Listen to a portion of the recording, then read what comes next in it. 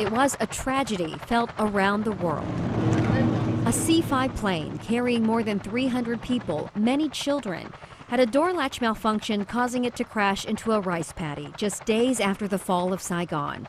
Out of the 313 on board, 175 survived. This was me right when I first arrived in a swing. Jim Zimmerly was one of the tiniest survivors, not quite a year old and only weighing 13 pounds. Our flight came into the Presidio in San Francisco, or in LA, then from LA to Lambert. And I got here supposedly the day before my first birthday. That was the story. This is the NBC's Sunday Night News. 31 of the South Vietnamese orphans flown in last night are nearly dead tonight, suffering from shock and dehydration. His story made headlines around the world. The babies and children who survived were treated at hospitals when they landed in California. And then Jim eventually made it to his new home in St. Louis. Your parents must have been worried sick. Yep, my mom got a call. This is the stories that I was raised with. She got a call late at the night. She, on the landline, and when you get calls back then on the landline, you knew something was serious, and she got word of the plane had gone down. Jim grew up like most kids in the 70s, 80s, and 90s. He played football and was one of the few Asian kids at the then country day school.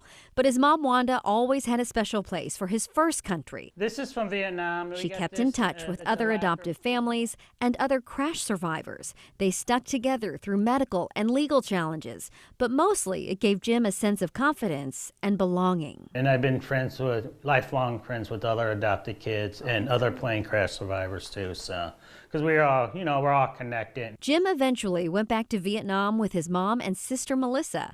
They saw the site of the plane crash and they met Jim's biological family. I think it's so beautiful that your mom also was interested in your biological family. Yeah, you never had to be ashamed of it. No, she encouraged it. She was more emotional about it than I was, so she was the one really crying and stuff like that. Jim has always kept things simple. I work and hang out, and just live my life, just trying to make it here in the U.S. Jim's happy-go-lucky about most things. But no, I didn't get the height.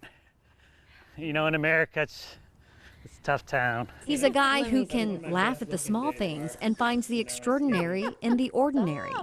He'd like you to know that his story is both. So yeah, I'm very fortunate to get out. I'm very fortunate, and I never really thought about it this way until recently. I am a war refugee, I'm definitely a survivor of a war-torn country. Congratulations, Father.